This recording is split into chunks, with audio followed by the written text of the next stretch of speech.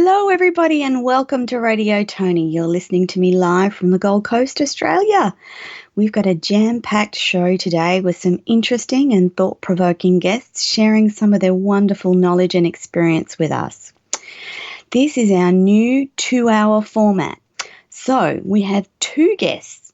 Our first guest is Francesca. In a little while, we'll be talking about counselling, therapy, and the types of therapy that might help you. In the second part of the show, we'll be talking to Wendy about her life and about rebuilding her life after a traumatic marriage. You'll have to bear with me today. My voice is a little bit croaky. I've been looking after a sick husband all week and woken up with sore throat, so I've got plenty of lozenges on hand and a lemon and honey drink to get me through the day. So if you'd like to be interviewed on air by me, or you know someone who's written a wonderful book and would like to talk about it on air, just drop me an email, tonilontisauthor@gmail.com. That's TONILONTISAUTHOR@gmail.com. If you'd like to pop on over to my website and check out my guests in detail, you'll see my latest blog, and there's also a contact form for you to contact me if you'd like. You can follow me on social media at Toni Lontis, join my Facebook group, Journey to Resilience, or follow the story of my book on my other Facebook page, Resilience the Book. I'm also on Instagram and Twitter. So what's grabbing my attention around the world this week? Let's start with the grubbiness of the political scene here in Australia in the lead up to the federal election on the 18th of May. I'm not sure about the rest of the world, but I for one would really like to hear a politician get up and not bag their opponent, point out the good in the opposition, offer a solutions-based commentary, and stop with the degradation of each other. It's not helpful, politicians. I find that this time around our federal election I seriously don't know who I want to vote for anymore. And voting is compulsory in Australia. There's not many of the politicians I see on our federal arena that actually deserve my vote. And these are the leaders and the potential leaders of our country. I find that fact alone appalling.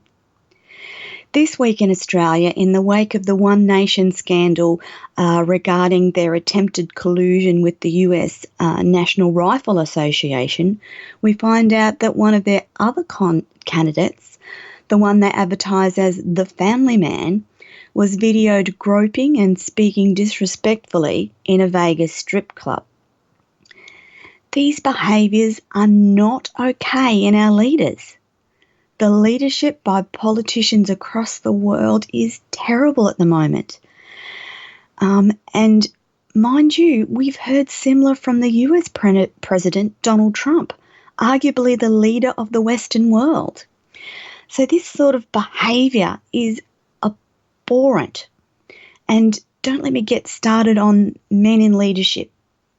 But anyway, on to more news.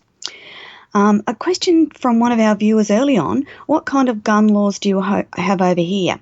Well, Australia was one of the leading countries to have a gun buyback scheme in the wake of our worst mass gun shooting in Tasmania in, I think it was about 1989. So Australia's Prime Minister then called everyone to voluntarily hand in their automatic rifles, which they did, and we have really tough gun licensing laws, and not many Australians have access to or have in their home or otherwise guns, and that makes Australia incredibly safe to be in and a good place to live. Another question early on, is it really bad for people to be real? I think there's a difference between real leadership, which shows respect for everyone else, and leaders who just use bad behaviour as an excuse for being real. And you're right, absolutely right, in respect to only honest people giving up guns and leaving criminals with guns. But because we're so anti-gun, I guess you'd say, in Australia, we don't have the gun problems that, say, the US has. We do have stabbings, we do have murder, we do have baddies, but our mass gun shootings, we've had none since that buyback. So that says a lot about the process of people not having guns. This week too on social media, I was disparaged in an anti-vaccination brigade, and I'm not going to debate the pros and cons of vaccination, just to say that that would be a whole show in itself. And if I could connect some of the experts around the globe on the subject of vaccination, I would really love to do that. The problem is that at the moment there's a whole range of falsehoods circulating in social media, and diseases like polio and measles, which had been previously eradicated in first world countries, are now making a comeback. And you see pockets of disease returning across the world. In African countries, we've seen deaths in the thousands from measles. In Papua New Guinea, the return of polio and even pockets of smallpox across the world. These diseases are not simple childhood diseases from which you recover. Yes, you can recover, but they bring with them instances of death and deformity, and in my opinion, that's not okay. The giants of social media are responsible for this push in the anti-vaccination brigade, coupled with their conspiracy theorists who peddle stories of misinformation and untruth. It has to stop. Only the research and science-based truth is what we should be listening to. And those who do their research on the internet don't count. You need to do your research via published articles in medical and science-based journals from across the world, and learn to read and understand qualitative research with an open mind, not one clouded by a preconceived notion of what you want to hear. In further news this week, there's a massive cyclone headed towards India. Tropical Cyclone Fani is a Category 4 with winds up to 260 kilometres an hour. The cyclone is churning up the seas in the Bay of Bengal and headed straight for the city of Puri. 1.2 million people have been evacuated so far, with further millions of people in the path of this monstrous cyclone. Our thoughts are with the people of India.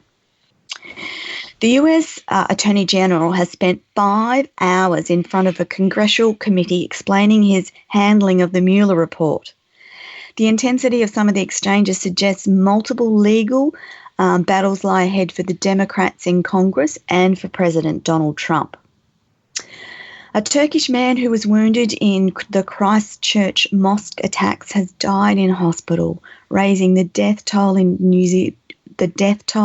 New Zealand's worst mass shooting to 51 deaths.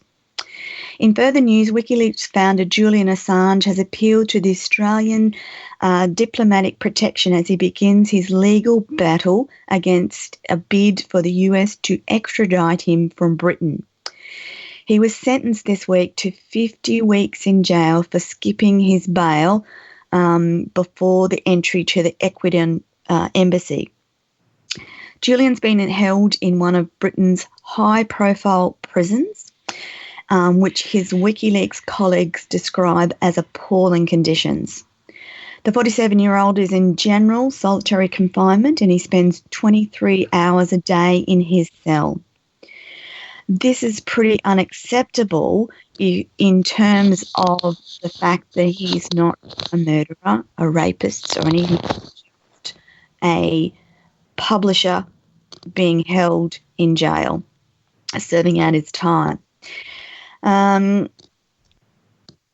We know that his mental health is not very good, and in general terms, this is probably unacceptable for a publisher to be spending his time in jail this way. In Thailand, there's news of a new queen, and she's been announced 3 days ahead of the king's coronation. Further news in the US include the jailing of Minneapolis police officer Mohammed Noor, who faces a long stint behind the bars after a jury swiftly found him guilty of third-degree murder for shooting dead Australian life coach Justine Dumont in an alley. Justine had called the police as she was worried about a domestic violence situation close to her home. It's a very sad story for all those around, including Miss Dumont's family. Fishermen in Norway this week had come across an interesting whale.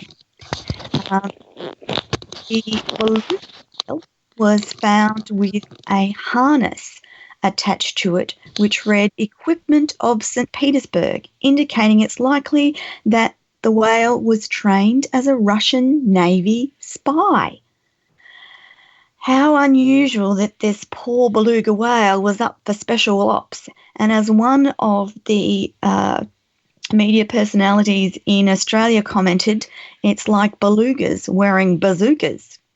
What will the world come to? I know in the US they train dolphins and Californian sea lions in the Navy, but it's the first we've heard of beluga whales by Russia.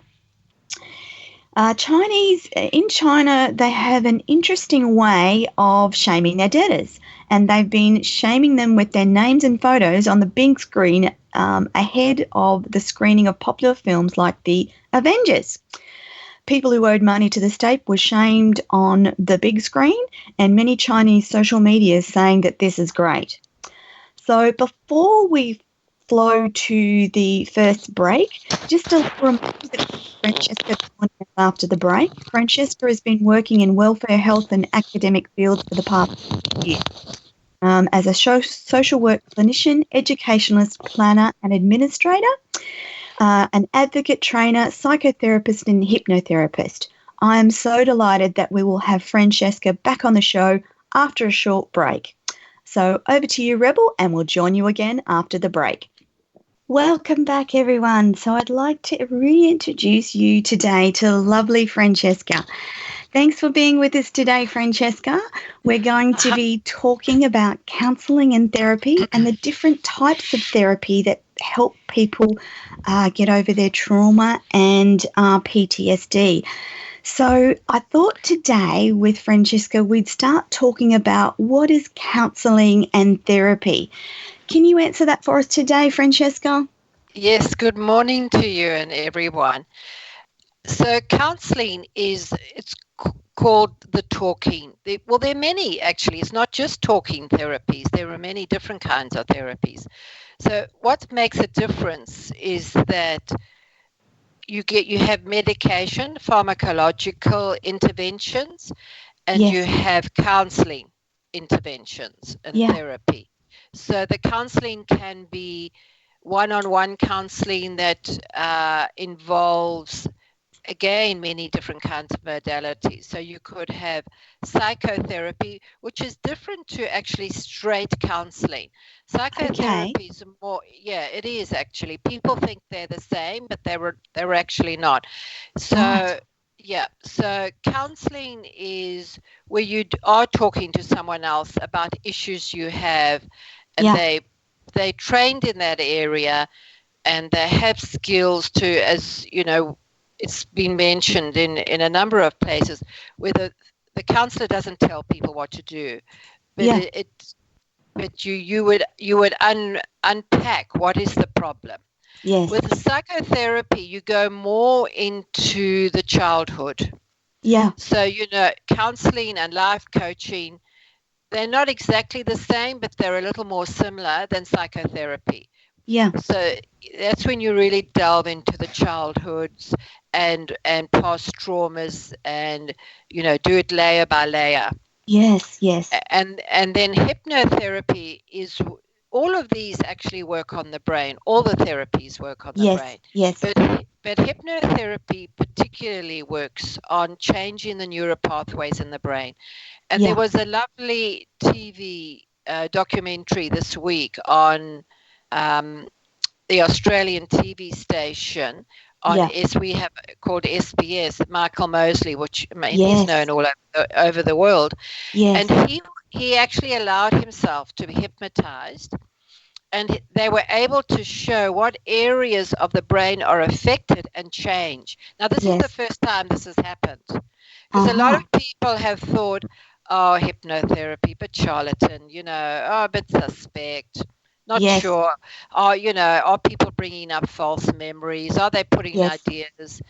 You know, Can every you tell hypnotherapist. our, sorry, Francesca, can you tell our listeners just quickly what the term false memories means?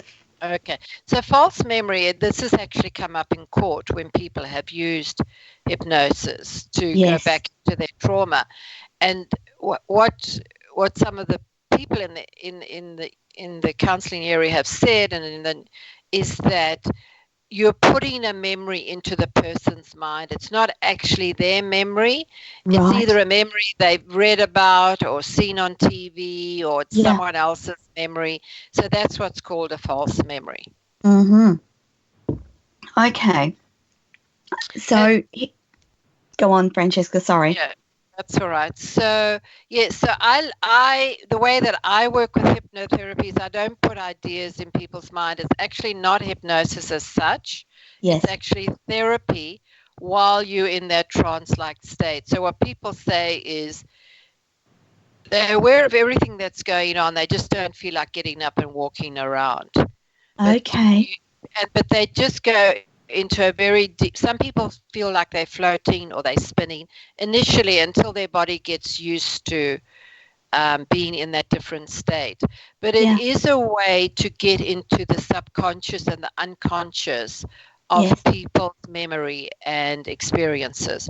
And Yeah. that's what's very valuable, because counseling can be very daunting for some people. It's scary, It you, is. It is. yeah. And it's quite Sorry. it's quite normal to be nervous about making a decision to get therapy and then actually starting the therapy, isn't it, Francesca? It is, even for someone like myself who is a therapist, Yeah. and as part of my training, I had to go to therapy, to Yeah. my own therapy, to so that I'm not transferring my issues onto the client, then that's essential as a therapist. But also, when I was going through a difficult time, when I had my own trauma, I sought counseling. And Yeah. I was, I was a bit, oh, do I really want to share all these, Yes. intimate, personal, vulnerable details about myself? Yes. But it really was the best thing that I did. And I've done it many times in my life. I haven't only just done it once. Yeah. Yeah. So, yeah. People should never underestimate the power of talking about the trauma or the things that are bothering them, because from our vulnerability comes our healing and knowledge. And if you engage with a wonderful therapist in whatever type of therapy that you deem is right for you, it's a positive process, isn't it, Francesca? Yeah, it is. You do need to get the right fit. You do need to be with someone comfortable. Comfortable doesn't mean you're not going to be challenged, because that's part of Correct. the therapist's job as well, is to look at your patterns, to Yeah. see where you keep repeating, keep getting in abusive relationships. Not Yes. that's the person's fault, but it's the therapist's job to see where the patterns are and to help you strengthen the ones that don't work for you and to change them. Yeah. So it's not a therapist role is not to fix you, but to help you and teach you about some skills that help you uh, interact with the world in a better way. That's right. Yeah. And there are many tools. You can use Yes. cognitive behavior therapy, you can use hypnotherapy, psychotherapy, you can use tapping, which I actually love. And I Yes. mentioned last week about tremoring, Yes. which I think people need to look up. So there are many different kinds of therapy. And, breathing we talked about last week as well. Yes. So that when people are anxious, they've got these tools. Kinesiology is also good. Acupuncture is also good on emotional areas and overthinking in the brain. Yep. Okay. I use a technique called self-sabotage technique, which is a horseman technique, a particular kind of therapy. So I've used that. There's regression therapy, there's reading energies, also the hands-on healing. If people are into Reiki or those kinds of modalities, that all of that works on the energy bodies as well as, because your mind and your thinking are really just energy. Yes. And counseling can involve thought and energy transformation. There's so many modalities. There is. People just need to look for what would suit them, what they feel. Because some people don't feel comfortable if I offer Reiki. They say, no, that's not. And then you're very respectful of that. There's also EMDR, which is, that's really good. Yeah, there's so many out there that are really good. Yeah. So I'd like to explore some of the myths around counselling and therapy. And the first one I come across was that counselling is only for the weak. So I thought we'd talk about that concept, that counselling's not actually for the weak. It actually takes quite a lot of effort and strength to realise that we need to do something to make ourselves feel better and deal with the things that we're dealing with. So would you like to talk a bit more about that myth, Francesca? Yeah. Yes, certainly. So actually it takes courage to go for counselling. Yes. Because you're going to open these wounds. Yes. And some of them, and many people, in order to get through life, have put up barriers or numb themselves, but it's going to come out in some way, either physically or in some other way, emotionally. We can't bury things forever. They will always come to the surface somewhere along the line. Yeah. So it's certainly not for weak people at all. Yeah. In fact, it's there's the comment about a child needs a village to bring them up. Well, so do we as adults. We need a village to support us. Yes. And we can't expect our family. I don't do therapy for my family. I send them to therapists if they need it. We can do a certain amount of therapy for ourselves, but we can't offer. We can see our patterns sometimes, and sometimes we don't. So we need someone outside of ourselves. That's exactly right. And let's face it, everyone has some sort of trauma in that life, be it big, massive trauma or just little trauma. Things like weather events and health issues, battling chronic disease, breakups, all of those things affect us and have the capacity to change the way we interact with the world and with other people.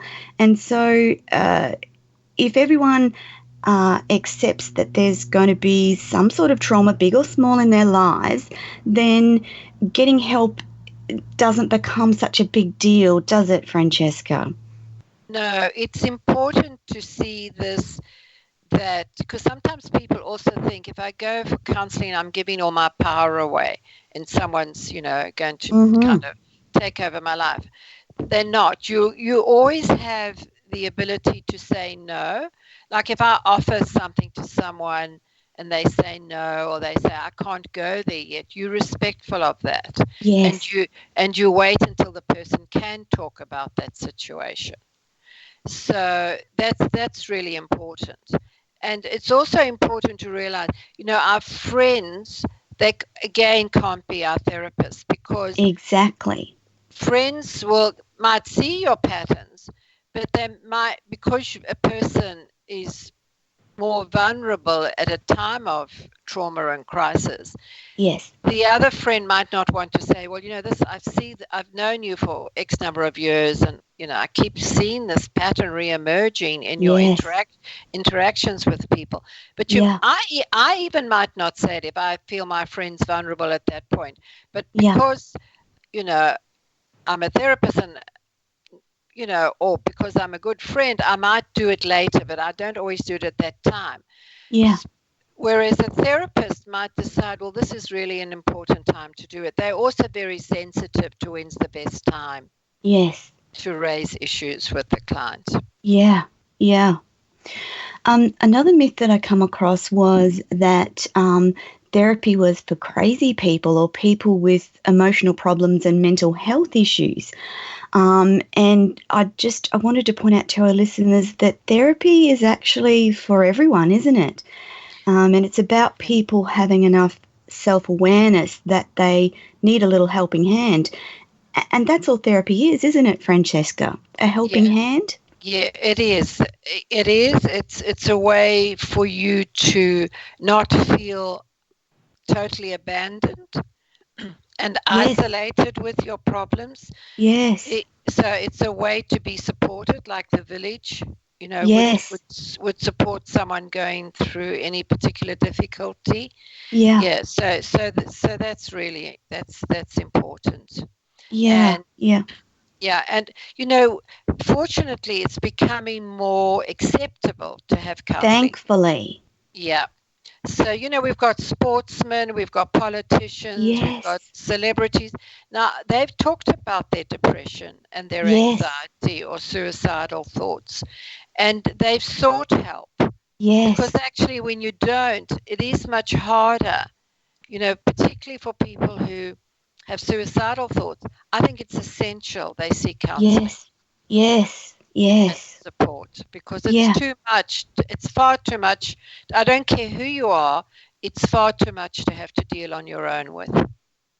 And the other thing is that therapy can be quite hard work. You have to do the work to help yourself. The therapist is not going to do that for you either. So it's not really self-indulgent. It's hard work, and it's about you taking responsibility for your actions, isn't it, Francesca? Yeah, no, I totally agree with that, because I have often said to people who come to therapy, you're being very responsible to yourself and to anyone else that's affected by our trauma, because we don't live in isolation. Even if you live alone, you still don't live in isolation, because you've got all kinds of people you're interacting with within a day.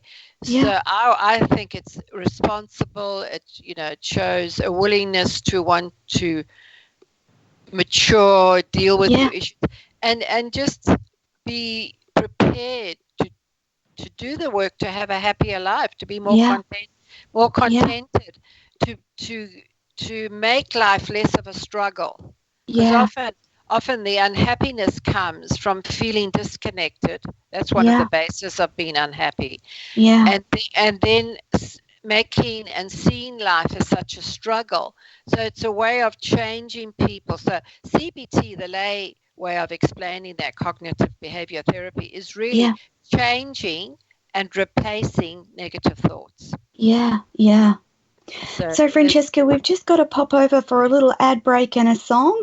After we come back from the break, we'll finish off with Francesca, check that we've got some questions, and just might go through some of those common types of therapy. So over to you, Rebel. Thank you. And welcome back, everyone. Now, we've got some wonderful listener questions for Francesca today. So the first one is, how do people know what they need as far as therapy goes?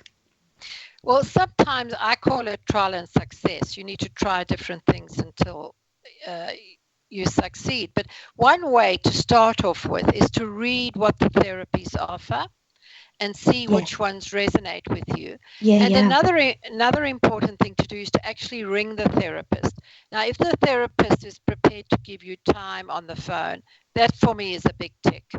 Definitely.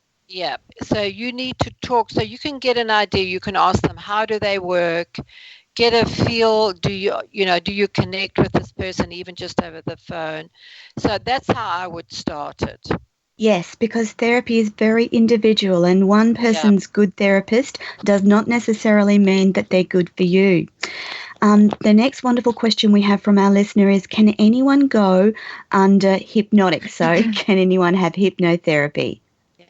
Well, some people are a bit easier to hypnotize than others, but everyone does respond. So people think you've got to go under. That's not actually what hypnotherapy is. Yeah. It's just a form of relaxation, really. Yeah. And some people, it's amazing what the psyche and the brain can do to take you, and what they use. I once worked with someone, and they needed their cat in their imagination, in their imaginings. Right. To come into the room, and then they were able to go into those more vulnerable, scary places. So it really, it amazed me at the time, but I thought, well, people know within themselves, they know a lot. And often what the therapist is doing is just bringing out that inner knowing and wisdom and solutions that people have. Yeah. The next question we have is about processing memories. And do we process our memories different? The listener wants to know. Yeah, I think we do. But I do think the brain works in a fairly similar way. We all have, a brain, and we all have the components within that brain. But because we're individuals, of course, we're going to, find one modality works better, or having a particular therapy brings up memories in a particular way. Yeah, and that's fine. We're all individuals, so we need to just acknowledge and celebrate what our difference is, and work with that, being whatever it is. Yeah. I've got another interesting question from one of our listeners that's asking, can your friends be the cause of some of these bad patterns? And I'm only laughing because often friends and family can be the most difficult to deal with in terms of keeping yourself and your mental health good. So do you want to talk about that, Francesca? Yeah, absolutely. I agree with that. And that's when a lot of people do come for counselling. It's because of, it's always to do with relationships. So either it's at work, it's your family, or it's your friends. So it's really important to know become clearer. What is it that you value? What's important in your life? And the values would include you want to be treated with respect, you don't want to be talked over, you don't want to be abused. So often if you're a caring person, you will often find those people attract people who are more takers. And often people that we term narcissistic or have narcissistic tendencies will go for really caring people. And that includes friendships. And you have to be very clear on your boundaries there. And sometimes people have decided to end their friendships because they can see that they need to take control of the situation, and it's never going to change because you can't change other people. You can change yourself, but you can set boundaries. That's correct. And make decisions. Yeah. Now, Francesca, I'm conscious of time, and I know that you have to be somewhere else. So just thank you so much for coming on my radio show today. And listeners, if you need to contact or you'd like to talk to Francesca, she has a website. And would you like to tell everyone what your website is, Francesca? Yes. Yeah, so I'm doing a new website at the moment, so it should be up middle of next week, end of next week. So it's www.Francesca, Francesca, Jordan, JORDAN.com.au. Okay. I will put that into the chat for our listeners later. And after we come back from the break, Sorry, people. After we come back from the break, we'll be talking to the wonderful Wendy. Thank you again for your time, Francesca. I really appreciate it, and I'll talk to you again soon. Over to Rebel Pleasure. now. Welcome back, everyone. You were just listening to Australia's Jimmy Barnes and Flame Trees.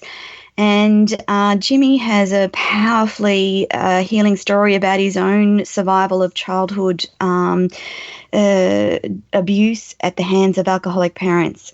Now, our radio guest today, before we throw to another break and go live with Wendy, Wendy's actually a registered nurse, and she's got 30 years of health experience in clinical education managerial roles, and more recently as a personal trainer and health wellness coach.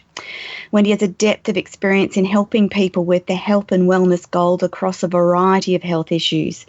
Wendy has had her own transformation in both her personal and physical life throughout her 40s, when clinical obesity resulted from Wendy being so completely stressed with life. She worked through divorce, raised 2 children independently from the ages of 8 and 10, and learned more about herself during that period than ever before.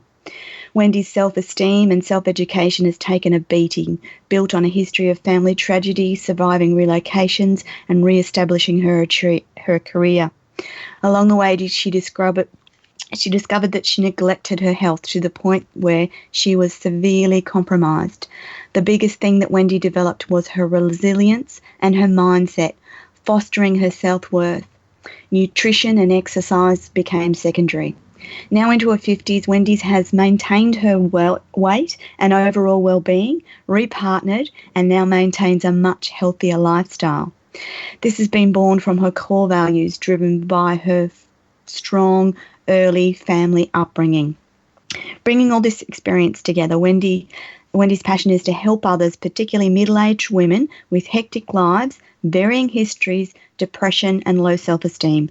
Wendy helps identify their priorities and develop strategies to suit their lifestyle to enable them to fulfill their full potential. Wendy's been a registered nurse since 1989, a personal trainer and a wellness coach since mid-2007. So after we come back from our next little break, we will be live with Wendy to have a lovely discussion about her life. Thanks, Rebel. And welcome back, everyone. Today we have the wonderfully courageous and empowering Wendy to talk about an emotionally abusive relationship and marriage. But before we start with Wendy and welcome her on board, I'd like to let you know, listeners, that some of the content may be triggering. So in Australia, if you need to talk to someone, please call the Kids Helpline on 1-800-55-1800 or the Respect line on 1-800-737-732. In the US, the phone number to call is 1-800-799-7233, and in Canada, 1-866-863-0511. So good morning, Wendy. How are you? Good morning, Toni. I'm really well this morning on beautiful Brisbane morning. It is lovely weather today. So, Wendy, today we're going to talk about a difficult subject called verbal and psychological abuse.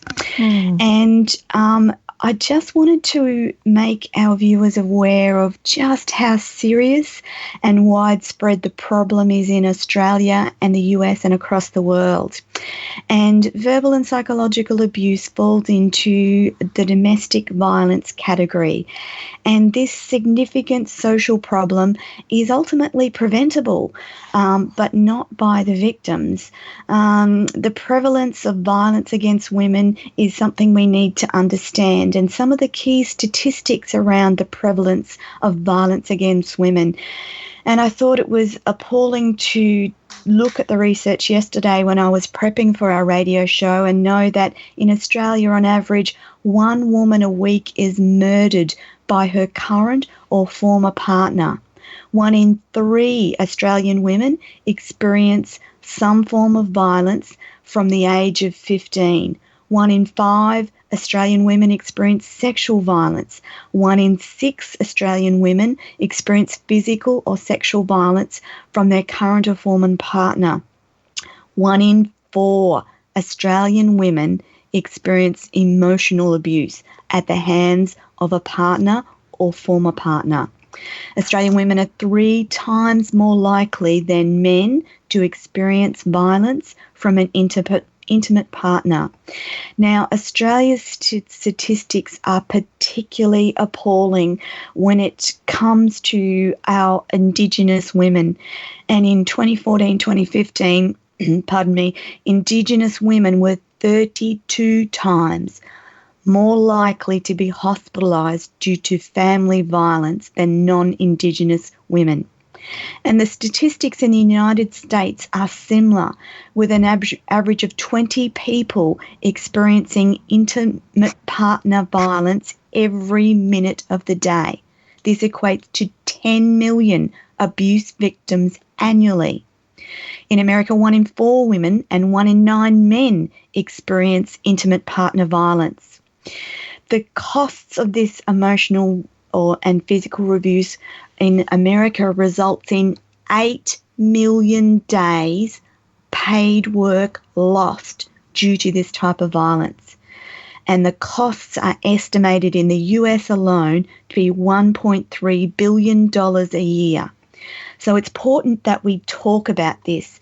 So Wendy, I'd like to start today by getting you to tell our listeners that what led you to the situation that you found yourself in. So thank you for having me on the show, Toni. It's my pleasure.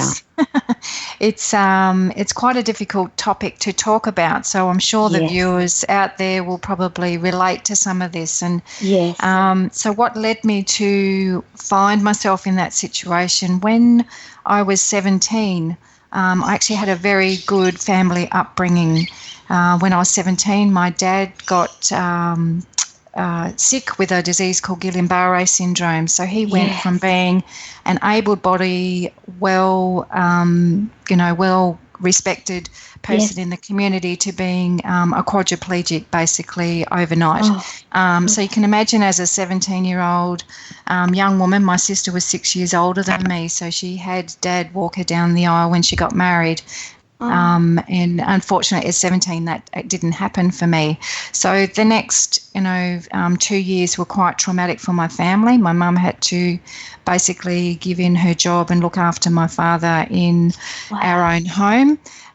But for me, that my male role model had been swept away from me physically. He was still able to, after he had gone through rehabilitation, still able to, had his own mind, could speak, but he was physically confined. So translating that into, at that time, I met my now ex-husband when I was going through that traumatic time. I was extremely vulnerable, and he was a dashing army fellow. We were attracted to each other quite almost instantly. Fast forward, I did marry this gentleman 1 month off my 19th birthday, and he swept me off my feet. Needless to say, we had 10 years of a good marriage. We had 2 beautiful children. But during that time, there were little cracks that started to appear in our relationship. Finances, yes. That's often how abuse starts, isn't it, Wendy? That things are essentially good and very good and beautiful to begin with, and then slowly things start to happen that aren't great. Is that my... That's right. And, in hindsight, and I've only reflected on this in the last few years, there were moments in those early years where really, the warning signs were there. And I'd just like to say too that, leading up to the, the breakdown of the marriage, divorce, etc., it actually worked both ways, because I was raising 2 children and keeping the household going. My ex-husband developed an illness. I won't go into that, but there was a physical injury that compromised his situation to be able to be physically active, with the household duties, etc. But, that manifested itself over a couple of years where he actually didn't look after his self-health, which compromised our family. And I was in a corner. I was trying to keep the household going, raising 2 kids, etc., and trying to keep things as normal as possible. But the relationship just deteriorated. There was never any physical abuse. It was mainly emotional manipulation and verbal abuse between us both when we were frustrated. And when it came down to the nuts and bolts of what are we going to do, that's when the behaviour of my ex-husband escalated and became warning signs for me to do something, not only for myself but also to protect the environment of my 2 children. Yeah. So can you tell our listeners what sort of abuse you suffered at his hands? It was mainly emotional, like the communication breakdown, the inability to openly communicate about things, leading to, quite aggressive testosterone type behaviour that I'm a very caring, gentle person. That really upset me at the time, and I didn't manage that very well. But the types of things were, just that constant, the verbal put downs, the innuendo. At that stage, I was developing clinical obesity. So it was all the the reference to that, or the the comments about insulting and not calling, not being attractive, all those sort of things. Was there any financial issue to the abuse that you suffered? There was. The financial background behind that, it deteriorated over those 2 to 3 years, mainly due to, we went from being a double income to my ex not being able to work. So there was some huge financial constraints, and because I was in a position to be able to work, I worked in my full-time job, but on the weekends I also picked up some casual work for a few months to enable us to keep up with our finances. We, again, with the communication, I had attempted to sit down and say, this is actually not working, we need to readjust things. But it just wasn't able to be openly communicated without being exposed to that behaviour that I mentioned beforehand. And, that just put an extra strain on me. The children, my children now are 27 and 28, and, when we've talked about this in the last few years, they actually have very little recollection of the time period back then. They can remember mum and dad not being together anymore, but in the same house. They can remember the conversations getting a little bit heated, but sensibly, and I think I'm partially to be responsible to protect them. We kept those conversations out of the children's earshot. I've got a couple of questions from our listeners, Wendy. So the first one, just to reiterate, what brought on the money issues for you guys? So we were financially strapped. We had a mortgage. We both had 2 cars that were under finance, and we were relying on credit card debt. Through that time, we were basically living fortnight to fortnight around all those financial issues. It was really hard. And the next question from one of our listeners is, did the communication or the money break down first? Communication. And in reflecting back on, the happy 10, 12 years, there were snippets within there that I could see the cracks were falling. But, I'm a caring, loving kind of person. And, to keep the household happy, I just moved on with the next topic. We didn't really, go into depth. We didn't really talk about it. And in hindsight, I don't know what would have changed if we had talked about it, but it was the fact that I can recall the situations where if that could have happened, then maybe things might have turned out a little bit better. So what was the trigger that caused you to realise that you were living with someone that was verbally abusive and emotionally manipulative? Yes. There was one incident where it nearly became physical, and that was the trigger for me. There was a situation where we were in a heated conversation, and he grabbed my arm, and strong enough to leave a bruise on my arm. Oh, wow. That I went no, and he realised it at the time too, and pulled back. And immediately, we didn't have the children. Can't recall, the situation that we didn't have them in the house. But I immediately jumped in the car and went down to the local police station, and I said, look, I don't want to put a report in, but this is what's happening. This is my address, blah, blah, blah. So I went back to the household, and then we, went on and tried to talk about it, etc. It never came to that point. It never came, like the physical. It didn't progress any further. Yeah. I think my ex-husband realised that I've stepped over the line. Yeah, the proximity of a verbally abusive relationship jumping into a physical abusive relationship is so close and such a fine line. So often women find themselves in a verbally abusive relationship that escalates to the physical, and it's so subtle and so slow. And as with you, Wendy, he grabbed your arm hard enough to leave a bruise, and that triggered you. But for some women, the change is so subtle that they don't quite realise until they're a lot further down the track, would be my experience and understanding. So I'm wondering if you could tell our listeners how you removed yourself from that situation.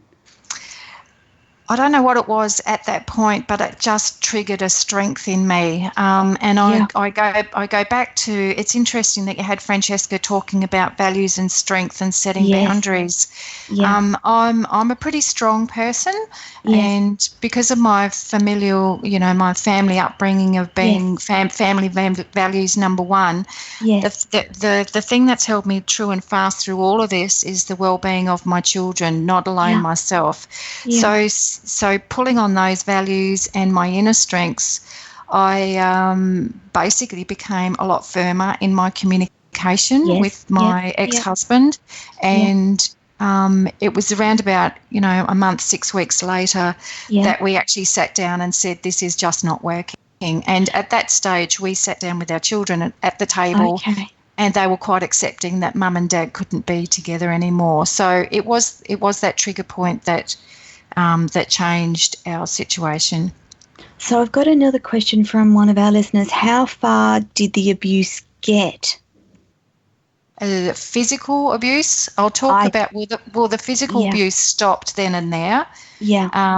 But the verbal abuse, there were still taints of it throughout that sort of 6 to 8 week period. Yeah. And I'd have to say it continued on after that in trying to communicate it how we're going to work things through with separating and divorce. Did you try any couples therapy? No. No. I did suggest that as part of a strategy that I wanted to try as part of our working through things, but my ex-husband would not participate. Yeah, that's often, I hear from talking to lots of women that's often the case, that they just refuse to get any therapy. So you're left with a decision to stay and manage, which is never really the best solution, or leave and deal with the outcome of that. But another question from our listener is, was there any abuse of the children? No.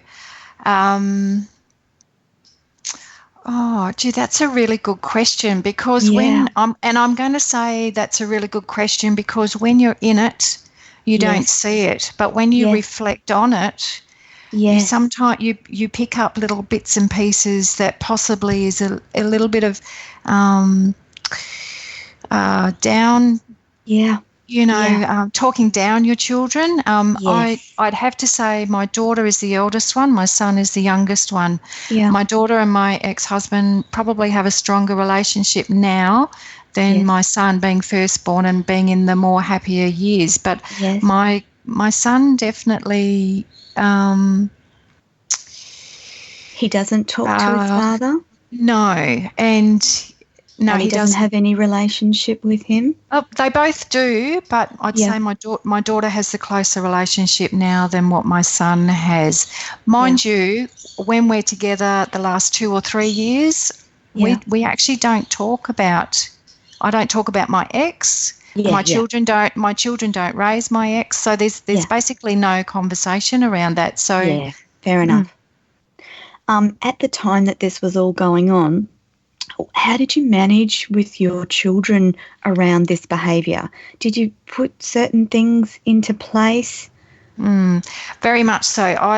My children were both very active in sports, so their sporting communities kept their routines regular, and it was interesting. The sporting community, particularly around my son, preserved him with male role models, etc. So I was very much aware of that, and I wanted to have positive adult male role models around him when he was growing up, and I'm really pleased I did that because he's such a beautiful human now. Another listener question, do you think it was because your son saw more of the relationship breakdown that he has a more fractured relationship with his father now? I think he was too young when it all first started, and then when we sat down, he could actually see, like he was 11, 12 when we separated. When we first started all this, it was like 7, 8. So he was too young, but over the next 2 or 3 years, he could see that mum and dad weren't really behaving like a mum and dad should. So when we sat down at that table, he could see that it probably would be a happier time if we actually parted ways. And in fact, it did. So when I separated, I moved out and got a unit of my own. You know, the three of us actually had a very different life to what we did in the house. Another question from our listeners. Boys are mostly closer to their mother. So do you think he holds bad feelings to his mother because he treated his mother in such a bad way? That's a really great question because it is, isn't it? It is. It's very true, and I totally agree with what that listener has said. And I was accused of being a bit model coddling of him rather than raising him as being a strong boy.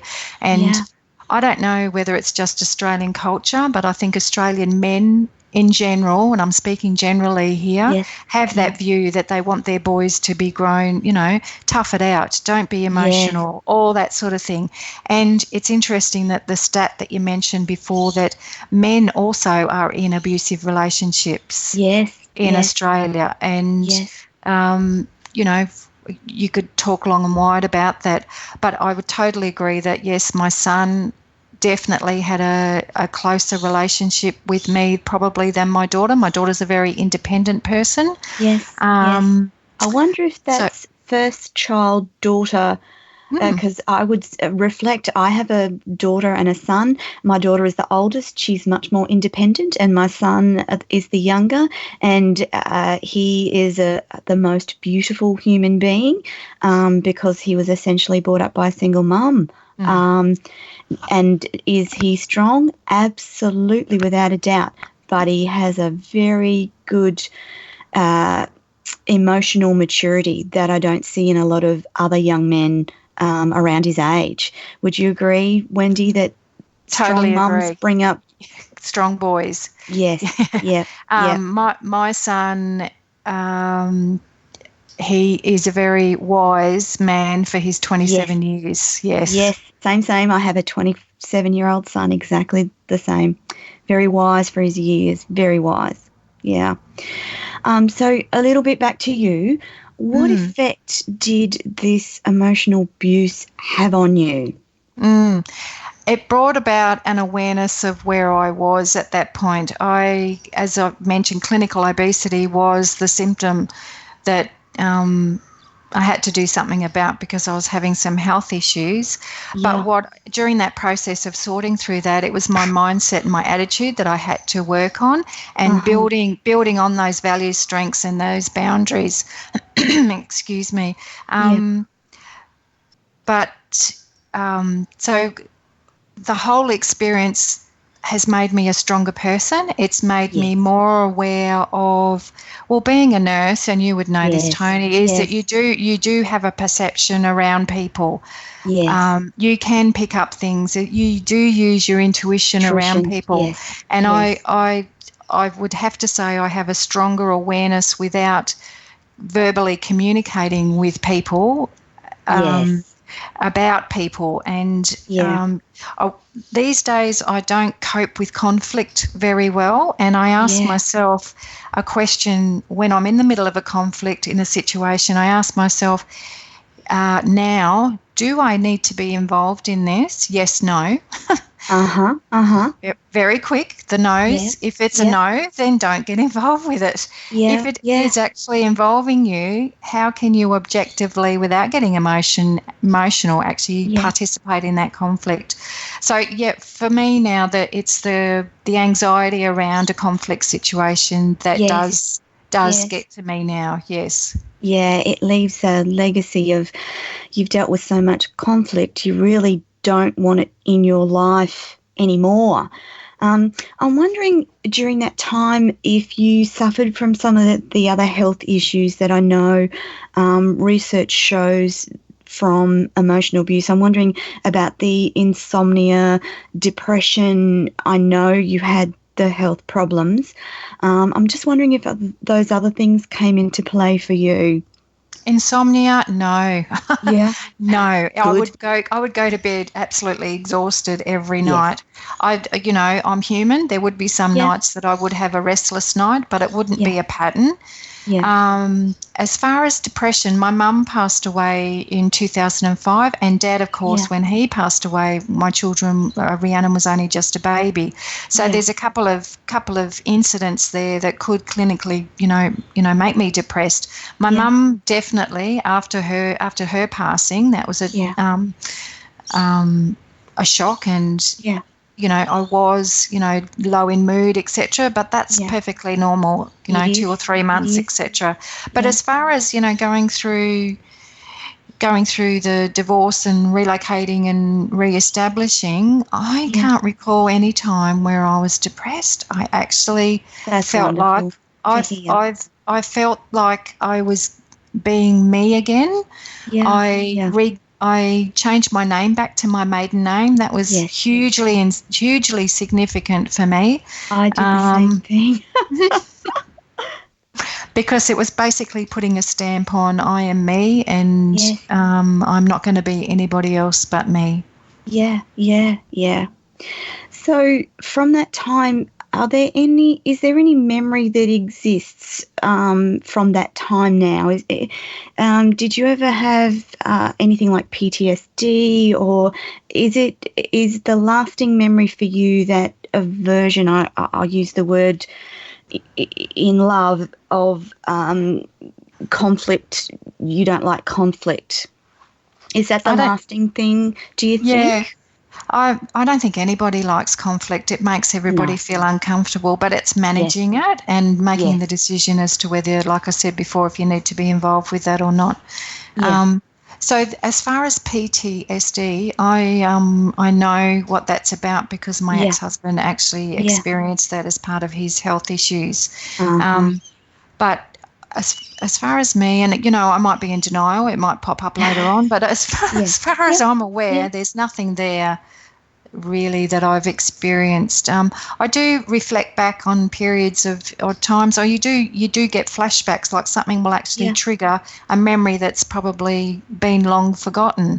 But it's just working through that and resolving that. I'd have to say, I was listening to Francesca's talk about therapy and counselling. I never actively sought therapy and counselling. Being in the nursing profession, I had a very good nursing colleague that was working with within mental health at that time, and he would meet with me once a week, once a fortnight for a morning coffee, and that was very helpful. And you talked to him about what you were feeling, experiencing and going through, no doubt. Absolutely, and he could see it. Like, he's a working colleague, he could see what was going on, and he also had I knew him outside of work as well through our children. So there was a personal connection. And I totally agree with Francesca, about therapy. And if you're seeking therapy, that you really have to like the therapist that you're going to see. That's right. The other thing is to remind our listeners that therapy doesn't always mean a psychiatrist, a psychologist, a social worker. As in your case, you could describe your weekly meetings with your mental health colleague as a form of therapy, and that's perfectly okay, isn't it? It is, and definitely, and I really appreciated his help during that time. He was not only emotionally helping me, but the practical things about separation, divorce, looking at child support, and giving me the thumbs up about the future financial considerations to think about, because that's me. I'm practical, I'm organised, and I needed to know, what is the next 4 or 5 years going to look like for me financially. What kept you focused on raising your children during those years? Was it your talks with your colleague, or as a strong person you determined this is the way forward and this is what I'm going to do? It was me setting goals for myself, and being, my focus was on my 2 children in being well-grounded human beings and learning through their experiences. And like I say, I kept them in their school activities and kept them in their sporting communities with their friends. We still had friends over during all this time. They went to people's places during that time. I tried to normalise their childhood as much as possible. All right, Wendy, I'm going to give us a little break and the listeners a little break, and we're going to throw to a little ad section. When we return, I've got some more questions from our listeners and some more questions for you, Wendy. So we'll just pop on for a little ad break. Over to you, Rebel. And welcome back, everyone. We're live on air with the lovely Wendy, and I've got a listener's question for you, Wendy, and they want to know, do you feel you stayed strong through all of this? Absolutely. Outwardly, everyone that I worked with throughout that time, I reckon I probably had maybe 3 days sick leave through all of this. Through my, as in stress leave, family leave. Work for me was something that was safe, It was something that I knew. It's something that I could do, and that I've got a very strong sense of purpose about me. And anyone that I know on the outside, very strong, very reliable, always, doing the right thing by people. But during that time on the inside, I felt very isolated and very vulnerable. But it was the keeping of the routines and keeping things ticking over, talking to that friend, and also having a community around me. My mum, my sister, and a few close friends, and might I say, my ex's family were supportive of us as a family unit, which I totally appreciate. What a gift. And even now there's no animosity there. We don't talk that often anymore, but during that time and then in the few years afterwards, they definitely supported that. So the key to some of these horrible situations where you're thinking about the kids is that routine and sport. I know from I kept my kids in lots of sport and kept them busy, and they had good circles of friends which helped them. And I do remember though feeling quite isolated and alone from time to time And I'm sure you probably felt the same, Wendy. I did. Yes, very much. Yeah. I think for me, music has always been one of the things that I've enjoyed over time, and music sort of triggers a lot of memories and happy. You can put on happy music or you can put on melancholy music to suit your mood. Music in the time that I could actually listen to it, because you don't have much time when you're raising kids. That was a good way of relaxing and unwinding. Yeah. I've got another question from one of our lovely listeners. Did keeping busy make things worse? That's a good question. For you or the kids? Yes. For the children, I think it made things reliable for them. They could count on that. And I mean, it's well known if you keep your children in sport and an active community that they end up being well-rounded children. There's also some stuff that I've read recently that, you know, the moments in your child's life, the most important ones are first thing in the morning, when they get home from school, and the last few minutes before they go to bed. And I actually agree with that. They're, you know, like the touch points of their day that where you can invest, and it doesn't take much. And I certainly, I didn't know that research back then, but I certainly incorporated that into their routines. Me keeping busy, well, yes, like I said before, I've got a very strong sense of purpose. So, you know, why are we on this earth? Is to have a purpose in life. So, yes, I have kept myself with busy, you know, study even with work during this time. I did my graduate certificate when my children were like 2 and 4. And then I went on to start a master's program later on after I'd left. So for me, keeping, you know, mentally active and in tune with my career and where I've been heading has been extremely important to my intellectual well-being. Yeah. So I'm wondering, through this time, how did you manage interactions with mutual friends? So the mutual friends that we had was in the sporting communities, and it was quite interesting because I made a conscious decision that I would not talk about anything openly with that community, that I would try and keep things as normal as possible. But and I was always there. On the Saturday morning, I was doing the jobs, you know, that a parent does, you know, keeping the scoring with the cricket and all that sort of thing.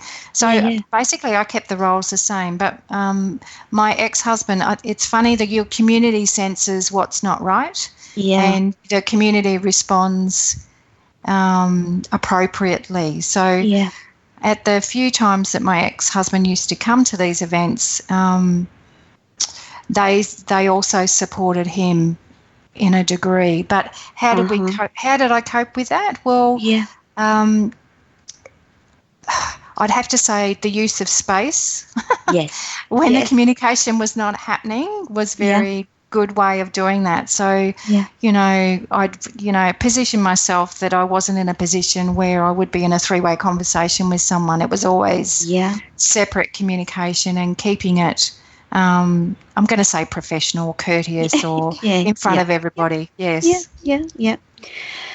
how did this affect you where other men are concerned after you got divorced? So there's that whole conversation around divorced women and how do you start dating again and how that impacts on your views of men and meeting other men. So I thought we'd have a little bit of a chat about that.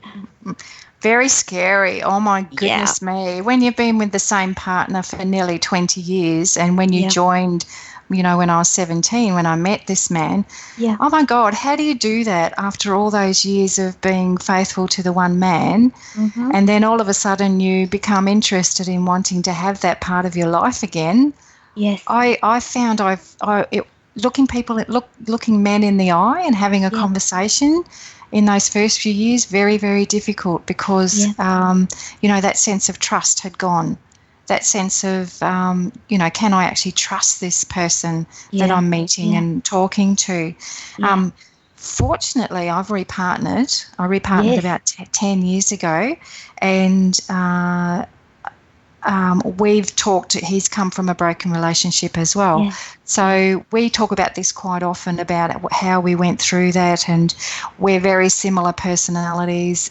We have a lot of things in common, but the number one thing that I think has held us together for the 10 years is that we are friends first. Yes. So the communication there for us has been there since day one. But I'd have to say, in the time leading up to meeting my now partner, that was such a challenging time. I had to explore within me to get to build on my self-confidence, self-esteem, and physically I had to work on myself. In order for me to be, because that's basic biology is that you have to be mutually attractive to somebody before you're going to take the next step. That's a fact of life. How did you meet your partner? I'd have to say online. Yeah, me too. How do people after 40 actually meet their partners? I'm not a pub and club person. Yeah, and same. We chatted online for about 3 months. Very scary stuff. And then we decided to meet. Now, anyone that's listening who knew when I met my partner during that time, I was too embarrassed to say that. So I would say we met through a mutual friend. Yeah. There's so much stigma. There's so much now. stigma around it, yes. But yes, 10 years ago when I met my husband, I met him online as well. And there was still a bit of a stigma about meeting online. But the thing with online is that you can have a lot of tough conversations over the ease of email and really get to know someone before you actually meet them. So I actually thought it was a great way to meet someone. And I know, and then I've subsequently found out a lot of the women around our age met their partners online and have had wonderfully fruitful, long, loving relationships since that. So I'm wondering, did your experience affect your current relationship with your partner? I'd have to say yes, but learning through the lessons. We're both very sensitive to each other's needs. Now we both openly communicate about the intricacies of a relationship. And definitely we're much more aware. But is that the second relationship, or is that actually age-related awareness? Who That's knows? An interesting thought, isn't it? Because I'm very much like you, and I am not the same person I was all those years ago. I'm completely different. And my husband likes to say that if we'd met each other in our 20s, then we probably wouldn't have given each other the time of day. So there's something lovely about that aging and experience process that, I don't know, it seems to bring beautiful relationships as we age. I'm not sure whether our listeners would agree with that, but I know that that's been the thing in my life, the wonderfulness of a later life relationship, so to speak. It's the wisdom about relationships. Yeah, the wisdom, that beautiful wisdom that comes with age, and that is the best part of the aging process. So I'm wondering, your kids are 27 and 28 now. How do you think they're doing? I'm really proud of them, proud as punch of them. They're doing okay. They're like any other young 27, 28-year-olds. They're dealing with their life issues, but their core values are very, very grounded. And it's funny because, well, it's not funny. My daughter was a baby when I lost my dad. So my dad, reflecting back on the first part of the show, he died at 57. He was 57. But my son never met him, but my son has so many of his personal attributes and values in him. The strength, the quiet wisdom, all of those strengths that I see in him, and he never actually knew my dad. So, I'm going to put my chest out and say I actually think that my son has picked up my dad's values and strengths through me and the way that I've raised him. And not only that, but the male people that I put him in front of as, a young fellow, he's picked up a lot of those attributes. And that's something I want to, that's one of the points I want to make for our listeners. When you've got children concerned in this, in the breakup of a relationship, it's not about replacing their dad, but about putting in front of them strong male role models that they can relate to, isn't it? And often that's in the form of your sporting coaches and uncles and that sort of thing, isn't it, Wendy? It is. So William had his cricket coach, he had his uncle, he had his best friend's father. They were instrumental. He used to go on 2 weeks every September on a holiday for about 6 years in a row. They went to a beautiful place. So he had quality time with these male role models. And you're exactly right. Like, it's not replacing the father, because that's just different. But it's just having that influence around them. Because it's very important for boys to still have a male role model to look up to. When their dad is no longer in their day-to-day life, so to speak. And I'd have to say that with my daughter as well. It's not easy these days raising a daughter, and having the female friends around me to support her in, the person that she's become today. And she fortunately has 2 beautiful children. So I'm a nanny. So those the 6-year-old twins are growing up to be they're growing up to be fabulous little girls. Oh wow. Well, Wendy, we are just about out of time, but I'd like the listeners, if you'd like to connect with Wendy, could you tell our listeners how they can connect with you before we throw to another ad? So there's 2 ways. One is, obviously, I have a personal timeline on Facebook. So that's through Wendy Trevathan. I'd really like to connect and chat through there. But I also I'll put these up on the chat group at the end of the show for everyone. Yep. And I also have a website, and that's www.healthyoptionsnow, all one word, .org. Excellent.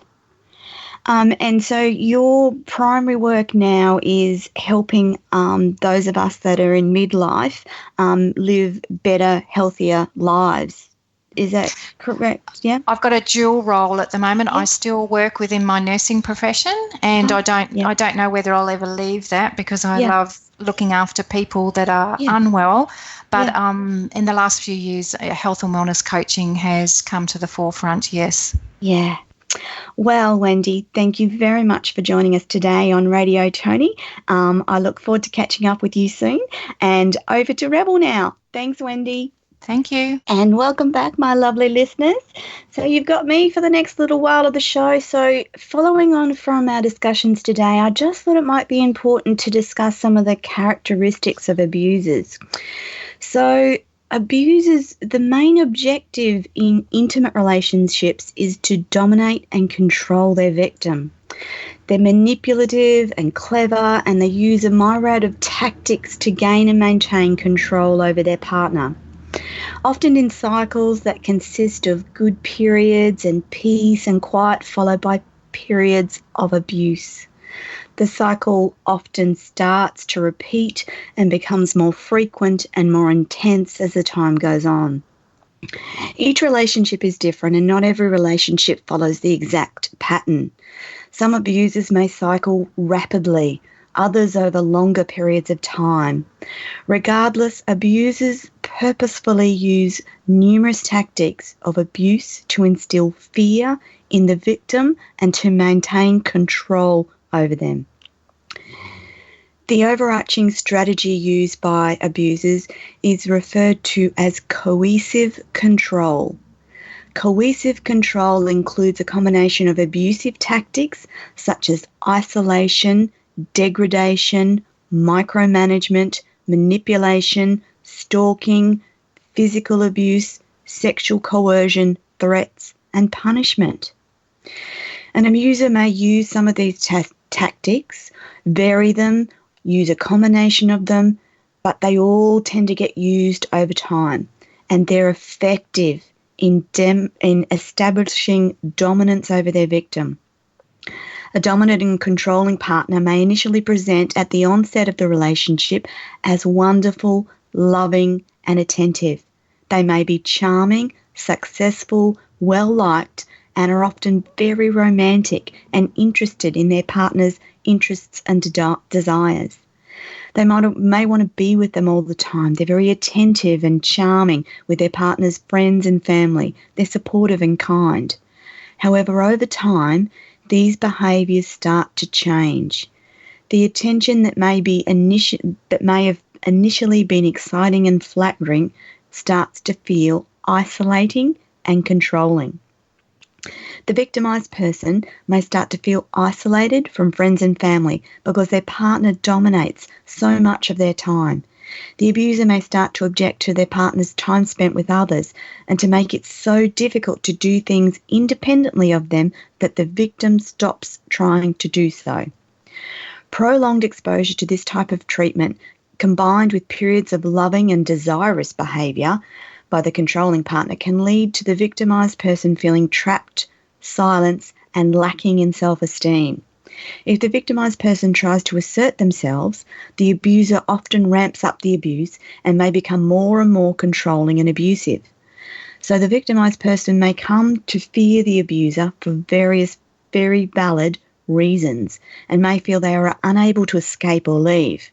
It's important to note that the victimised person may not be able to get away from their abuser because the abuser will not let them do so. Abusive tactics used to establish dominance and control over a partner can include some of the following. They might be extremely jealous or exhibit signs of possessiveness. They try to convince others that they are the victim in the relationship.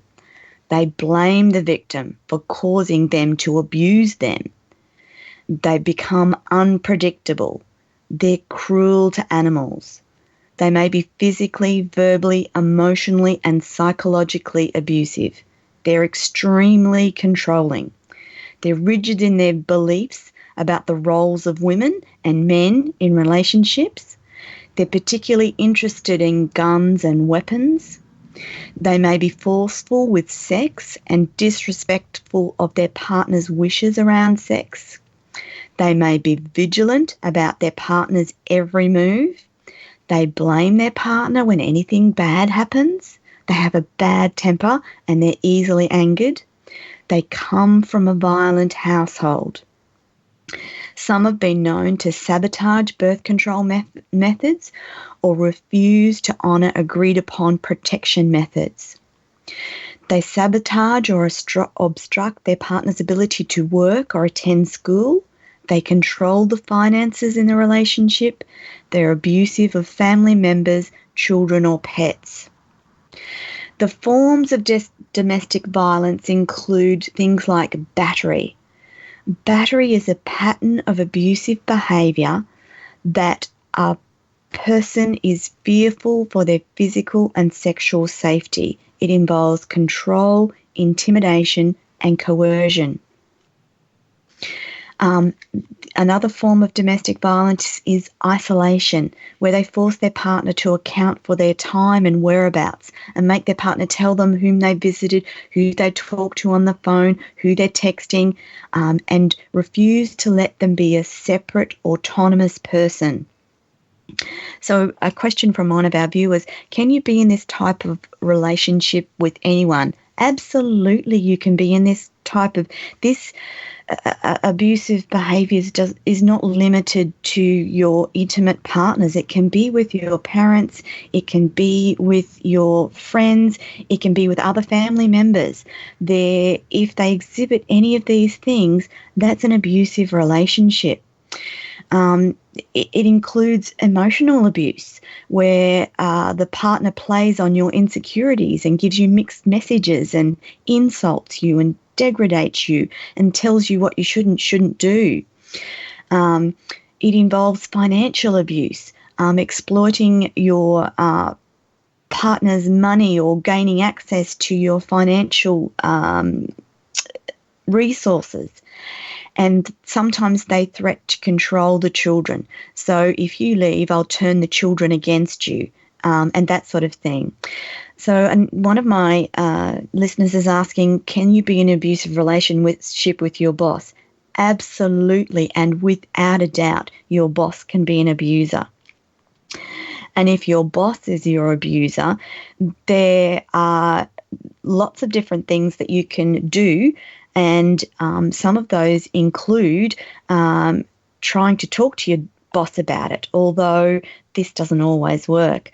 So the other thing that I'd like to talk to you about this week is our guest on next week's show is a wonderful girl by the name of Chantel, and she will be talking about lots of interesting concepts, including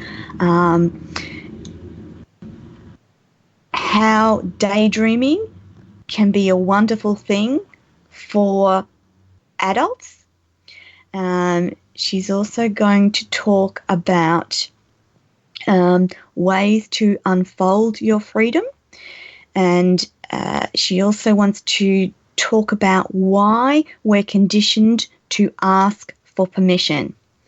So next week, Chantel Vanderhagen, who has a wonderful website called Unfold Your Freedom, will be joining us for the whole show, and we will be talking to her about all sorts of interesting things. So with less than a minute to go, thank you all for listening tonight. I appreciate you interacting with us on this radio show. Don't forget, if you want to drop me a line, I'll put my email address up, and at the end of the show I'll also put the girls' website addresses up in the chat conversation, so that if you want to engage with either of them or talk further to them, they love to hear your questions and interactions. And that's it for me this week. I'll see you all next week on Radio Toni. Thank you.